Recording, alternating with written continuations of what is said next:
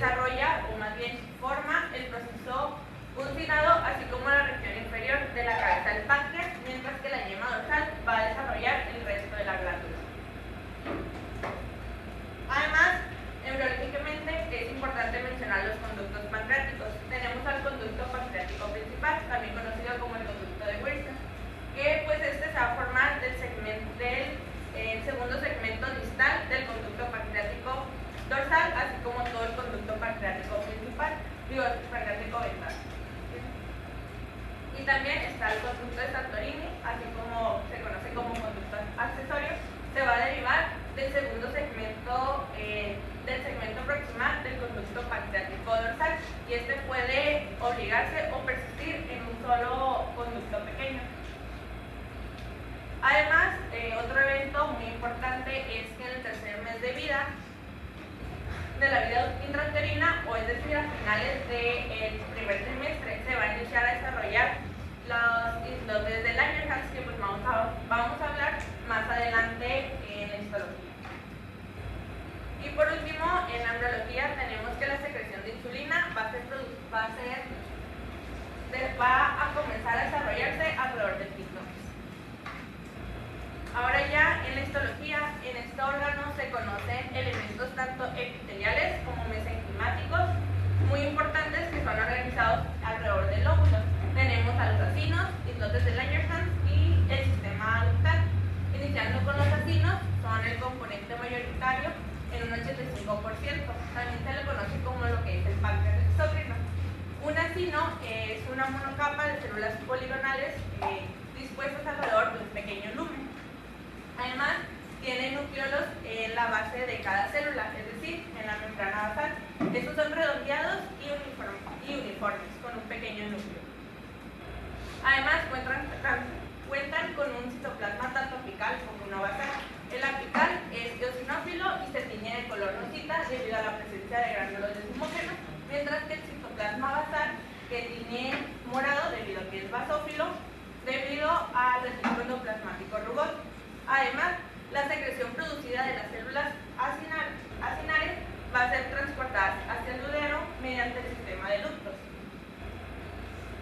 Pues, ¿qué es el sistema de ductos o el sistema ductal? Pues este va a comenzar con unas células denominadas centroaxilares. Estas son pequeñas y pueden ser tanto cuboidales como planas y tienen pequeños organelos. Va a ser formado por los discos intercalares, por los discos intralobulares, así como los discos interlobulares.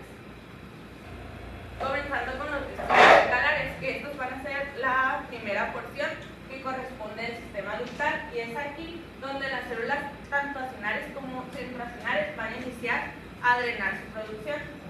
Después, los ductos intercalares se forman en ductos intralobulares, que estos son cuando ya se inician a funcionar y a confluir. Y por último, los ductos interlobulares, que estos son cuando estos conductos ya salen del lóbulo y están rodeados por tejido conectivo. ¿Y por qué es muy importante el sistema ductal? Porque aquí tenemos células que pues corresponden al epitelio ductal, y son importantes porque secretan tanto agua, cloro como bicarbonato, y estos ayudan mucho porque son de un papel fundamental para disminuir la acidez que se produce por el tubo pancreático y así poder estabilizar a lo que son las proenzimas, que estas tienen que llegar al duodeno, donde ahí se van a poder ser activadas. Y por último tenemos a los islotes de Langerhans, que aquí ya podemos hablar del páncreas endocrino. En los islotes de Langerhans encontramos que en un adulto mayor tenemos alrededor entre 1 a 2 millones de estos, y estos tienen un diámetro de 0.3 milímetros y los vamos a encontrar en cualquier parte del páncreas, pero sobre todo en la cola. Tenemos dos tipos de islotes, unos compactos y otros difusos, siendo los compactos pues los más frecuentes. Estos tienen nidos sólidos en células endocrinas de contorno liso y sobre todo los encontramos en el cuerpo y la cola. Al contrario de los difusos, que aquí encontramos muy pequeña cantidad, estos contienen nidos celulares con bordes muy poco definidos y citoplasmas basófilos, y los vamos a encontrar en el segmento posterior inferior de la cabeza del páncreas. ¿Y por qué se le va a denominar páncreas endocrino? Porque aquí pues ocurre la producción de 4 hormonas peptídicas muy importantes, teniendo la insulina, derivada de células beta, que pues son las más frecuentes. Tenemos al glucagón, que está derivada de células alfa, y por último la somatostatina, derivada de células delta, que estas son las menos frecuentes, así como también encontramos las proteínas polipeptídicas pancreáticas. Bueno, vamos a proseguir a hablar acerca de la anatomía del páncreas. El páncreas es un órgano alargado que mide aproximadamente 15 centímetros de longitud y 5 centímetros de ancho. Está situado oblicuamente en la pared abdominal posterior, específicamente en el espacio retroperitoneal, a nivel de los cuerpos vertebrales lumbares 1 y 2. El páncreas tiene relación con varias estructuras adyacentes debido a que se ubica en 3 regiones en el abdomen, como la epigástrica. La cola del páncreas se va a ubicar en el hipocondrio izquierdo y una pequeña parte del páncreas se va a ubicar en la región umbilical. Bueno, las relaciones anatómicas que tiene el páncreas es que anteriormente se va a encontrar relacionado con la cara posterior del estómago y el mesocolon transverso.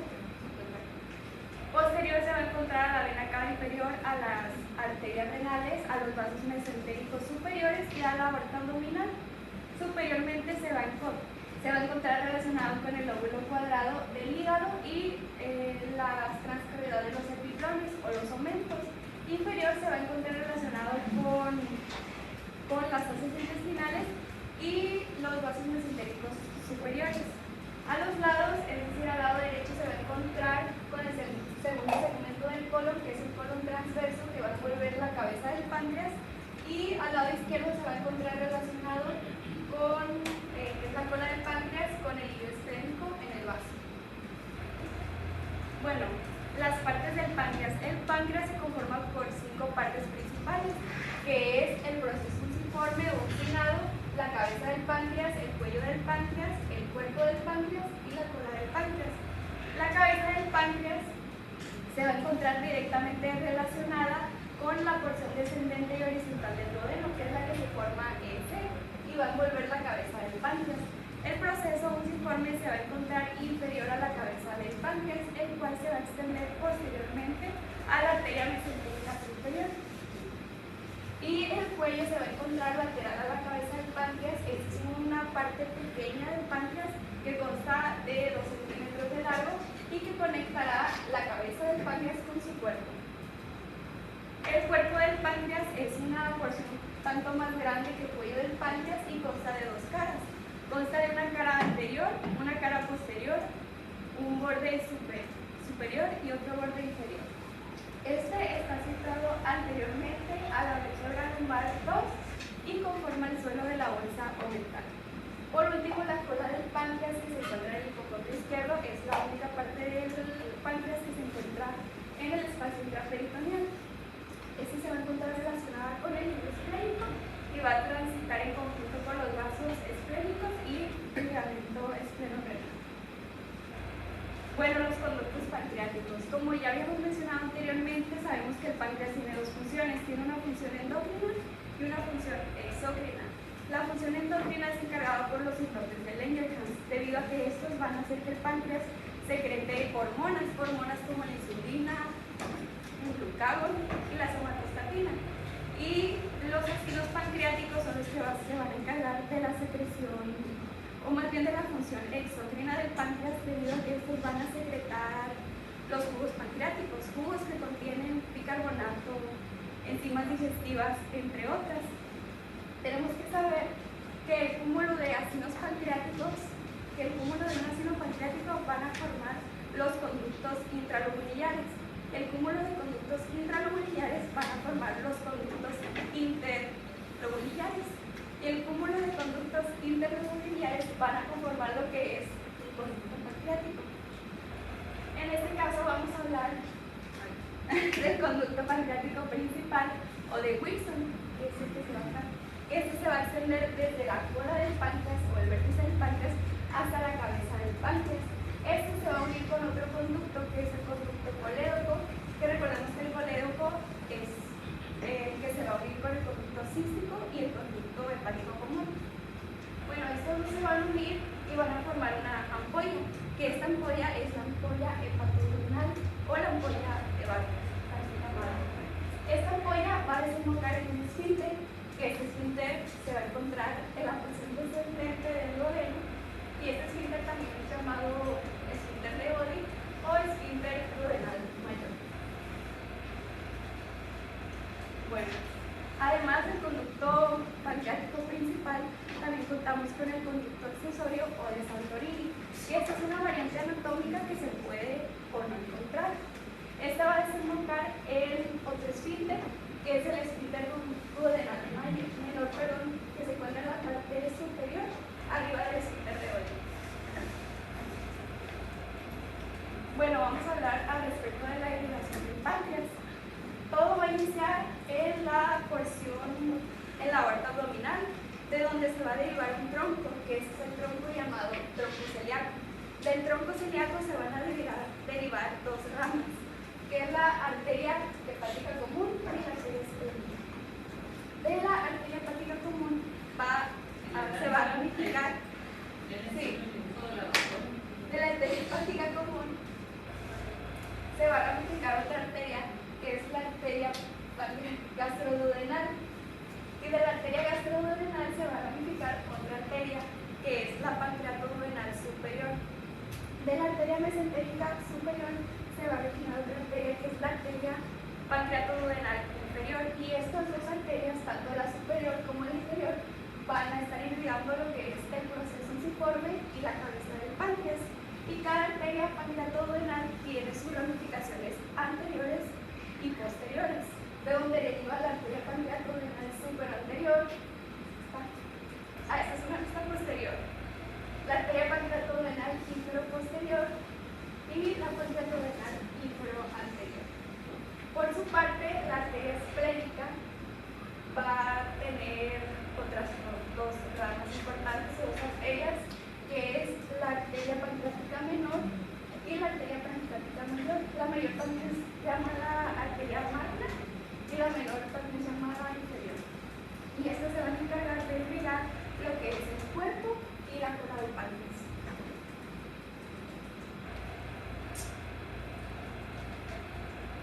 Bueno, y a su vez tenemos el drenaje venoso del páncreas. Así como tenemos arterias, también tenemos venas pancreatoduodenales. La vena pancreatoduodenal superanterior va a drenar a la mesentérica superior, mientras que la pancreatoduodenal superposterior va a drenar a la vena hepática.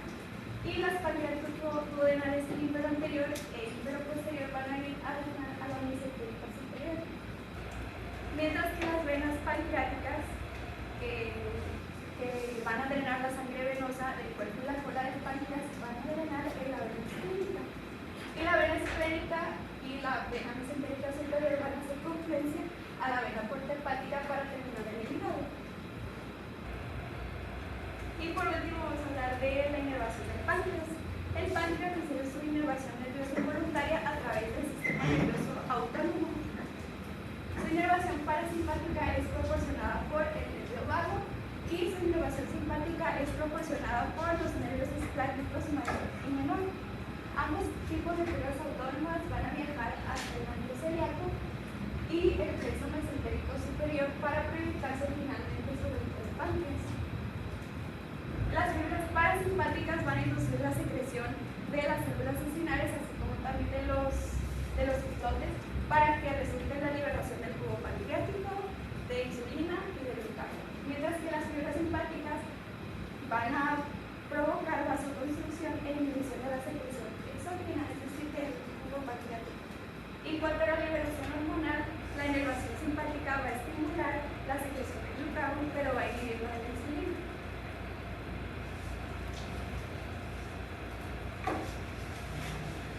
Comenzando a hablar principalmente sobre fisiología endócrina. Como introducción, pues vamos a recordar que pues, el organismo humano tiene de 1 a 2 millones de islotes de Langerhans. Cada islote mide aproximadamente 0.3 milímetros y están organizados en torno a pequeños capilares, los cuales van a ayudar a poder transportar o a poder transportar las hormonas que son secretadas a través de ellos.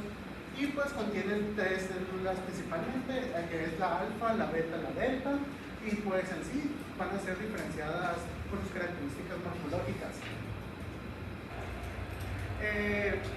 Los islotes de Langerhans que se encuentran en el páncreas van a estar organizados aproximadamente las células beta 60%, las cuales van a secretar lo que es la insulina y la mielina, mientras que las células alfas van a ser aproximadamente un 25% que se van a encargar de secretar glucagón, las células D con 10% van a secretar lo que es la somatostatina, las células TP que salen en menor cantidad van a secretar lo que es el polipéptido pancreático, pero en otras literaturas leí que las células PP también eran nombradas células épsilon, así que pues lo pueden encontrar como células épsilon o células PP. Así le dicen células épsilon, alguna literatura así lo van a leer como épsilon. Bueno, pues comenzando por la insulina, que es el principal componente endócrino que va a secretar el páncreas. Podemos decir que la insulina es... Espérame, a ver. Era nomás anatomía, ¿no? Les dije endocrinología, venía siendo histología, biología, anatomía, irrigación, inervación. Es que le habíamos comentado lo mismo que también tendríamos la prueba de fisiología. Sí, pero bueno, es que entra... Eso no me caiga yo. Digo, pues no lo ponete como revuelto abajo, doctora. Tiene que ser, o sea, ya me hablaron de la embriología, lo que es la histología, la anatomía, cómo está localizado, con quién se relaciona, anterior, posterior, todo lo que habló tu compañera, la irrigación y lo que me falta de la inervación, no me han hablado de la inervación, ¿ya? Pero pues sí, o sea, ¿cómo fue? Ni la sentí. O sea, hay que, ahí era hacer como más profundidad. Ustedes debieron haberme profundizado más en cuestiones de anatomía, histología, embriología, porque sus compañeras me van a hablar del metabolismo de la insulina, cómo se secreta, cómo se produce, dónde se metaboliza, lo que van a hablarme de propiamente metabolismo, porque ellas van a meterse en metabolismo de insulina, de glucagón y de somatostatina y del péptido. Ellas van a hablar de eso, hasta dónde. Eso es el tema de ellas. Eso es el tema de ellas. Entonces aquí faltó que ustedes me profundizaran un poco más. Vete hasta histología.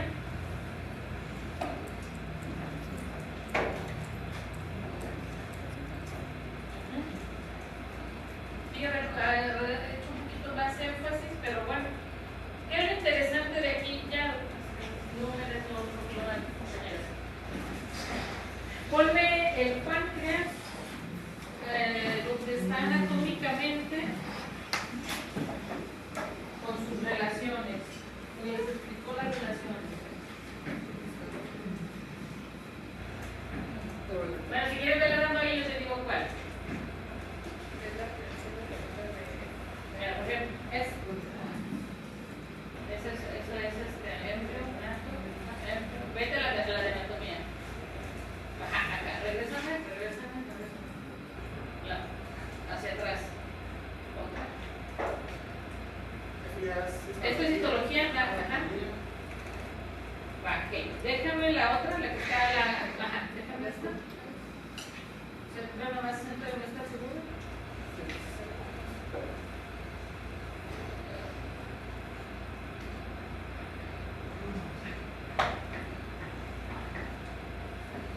Ok, ¿por qué quería que les hablaran de la anatomía de la localización del páncreas?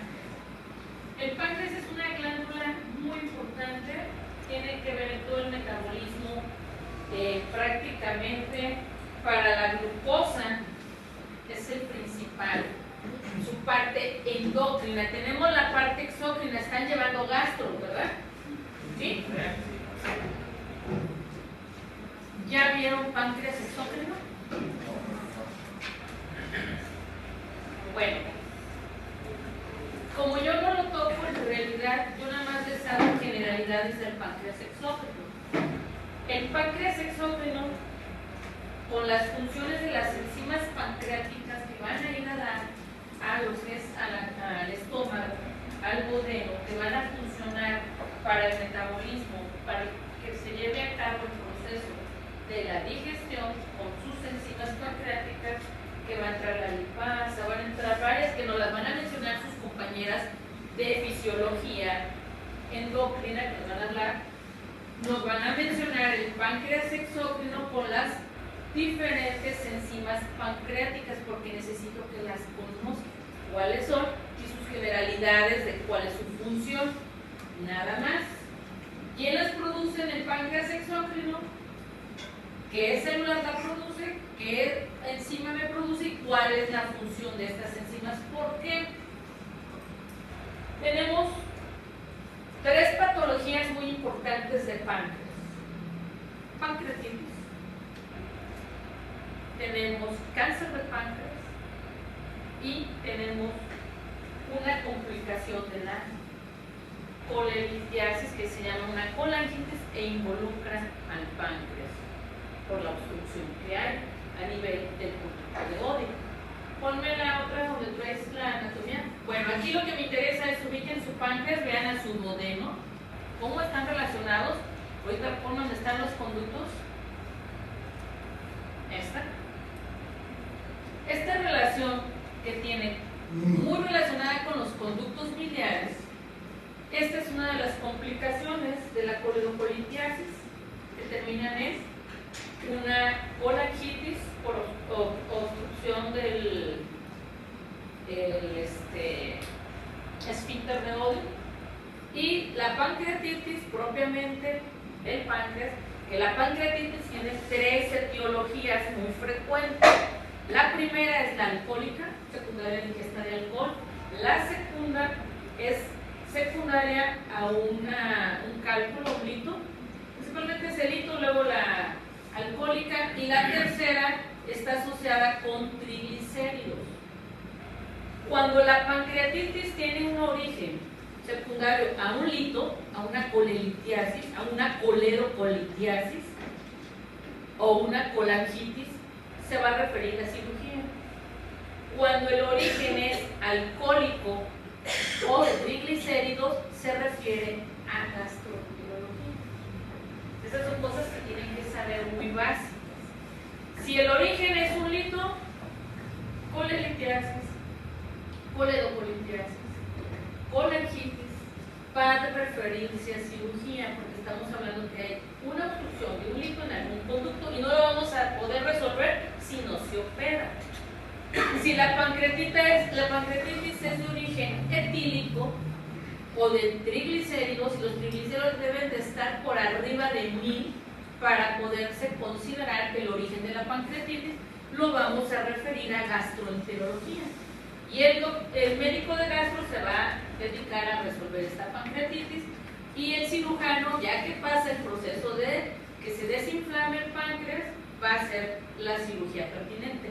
Entonces tienen que saber hacia dónde van a derivar o a quién van a interconsultar, porque si es de origen etílico o de triglicéridos, es derivar o interconsultar al gastroenterólogo. Si es de origen de un lito, vamos a interconsultar al cirujano, ¿sí?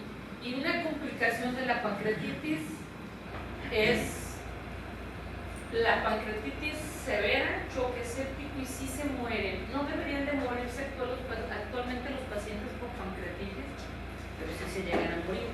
La pancreatitis, actualmente ahorita, cuando ustedes ya estén rotando como sean internos, se van a dar cuenta que es muy frecuente en las ciertas temporadas, principalmente Navidad, todo lo que es noviembre, diciembre, enero, es muy frecuente, y nos llega de origen ya sea por exceso de comidas coledococistoquinéticas, que vienen siendo pues la birria, el pozole, mole, todas esas comidas copiosas, o de origen etílico, porque la gente hace abusos, ¿no? Y es bien frecuente que nos llegue. Ahora, lo que nos va a conferir a nosotros, lo que nos concierne en el área de endocrinología, vamos a ver sus múltiples alteraciones del páncreas endocrino, que es diabetes, llámese tipo 1, tipo 2, llámese también lo que viene siendo sus respectivas, no voy a ver cáncer propiamente como lo vemos en cirugía, vamos a ver generalidades del cáncer del páncreas, que sí, cuál es más frecuente, cuáles son los que te causan mayor problemática, que sí vienen. Vamos a ver cetoacidosis, vamos a verlo como son sus tres urgencias. Las tres urgencias del área de páncreas son la cetoacidosis diabética, el estado hiperosmolar y la crisis hiperglicémica o la urgencia hiperglicémica. Entonces son las patologías que nos vamos a enfocar con respecto al páncreas. Y del páncreas exócrino, aquí lo que sí les quede bien claro es la pancreatitis de origen de un lito. El páncreas exócrino, obviamente hay otro tipo de patologías, pero que les quede muy claro que la pancreatitis es de donde se va a diferenciar hacia dónde me voy a derivar a mi paciente dependiendo del origen. La otra situación de la fisiología del páncreas que está muy relacionado con el duodeno, ¿sí? Que es a donde vamos a desembocar. ¿Sí? Entonces aquí voy a desembocar, aquí puede haberme alteraciones, tanto puede haber alteraciones endócrinas como exócrinas por falta de producción, por obstrucción. Si aquí hay una obstrucción por cualquier lito, me puede dar consecuencias y alterarme mi páncreas endocrino y teniendo alteraciones. Acuérdense que aquí en el páncreas, ¿qué les dijeron que se producía del páncreas endocrino? Ok, de esas cuatro, nosotros vamos a hablar principalmente de insulina y de glucagon, que son prácticamente sus dos hormonas principales. Las otras dos las vamos a mencionar, las vamos a conocer, pero nos vamos a enfocar a insulina y a glucagon, porque literalmente esas son las que me van a desencadenar diferentes patologías. Entonces, el páncreas, esa relación que tiene endócrino y exócrino, me lleva y me compromete a que me da patologías multifactoriales. Y ese es el problema del páncreas, que no nada más, no por alterarme una cosa no se altera el otro. Si el paciente es diabético y le da una colangitis, vamos a tener una repercusión en la diabetes, en su insulina, vamos a tener alteraciones en las cifras de glucosa. Claro, y se me puede complicar con una cetoacidosis. Y una cetoacidosis puede ser de un origen que el más frecuente es secundario al abandono del tratamiento o a un proceso infeccioso, pero también está relacionado que tengo cáncer. Puede tener cáncer y darme cetoacidosis y derrotar a mi paciente, porque ahora ya tiene un cáncer. ¿Cuál es el más frecuente? En la cabeza, en el cuello, en la cola, y hay algunos que son más frecuentes, pero no son tan altamente mortalidad. Y tengo otros poco frecuentes, pero con muy alta mortalidad. Entonces, mañana los que me van a hablar del páncreas, metabolismo del páncreas, me tienen que hablar principalmente de lo que ya les dije, de la insulina y el glucagon. Mencionenme las otras dos hormonas, su función, porque sí tienen que ver. Y hablarme del páncreas exócrino, de las enzimas pancreáticas que producen y cuál es su función.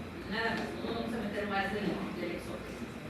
Y del endócrino, ya ves que me traías cómo está la insulina, cómo es su metabolismo, cómo se va a llevar a cabo su función, su excreción, cómo se estimula, y la glucosa con los procesos, los diferentes metabolismos de la glucosa.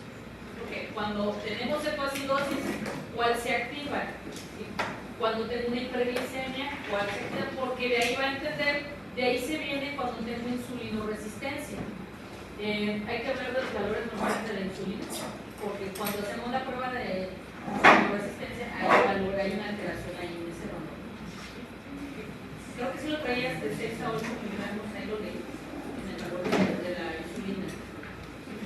Y cuando los que les toca hablar de laboratorio para luego de diabetes, me tienen que hablar de la prueba de la insulina resistencia, ¿sí? Que es lo que actualmente ya se hace para demostrar esa problemática, a lo mejor antes de que el paciente nos debute con diabetes. Así que hay datos de que dicen este paciente tiene resistencia a la insulina. Cuando lo veamos propiamente me tienen que hablar de esa prueba. ¿Alguna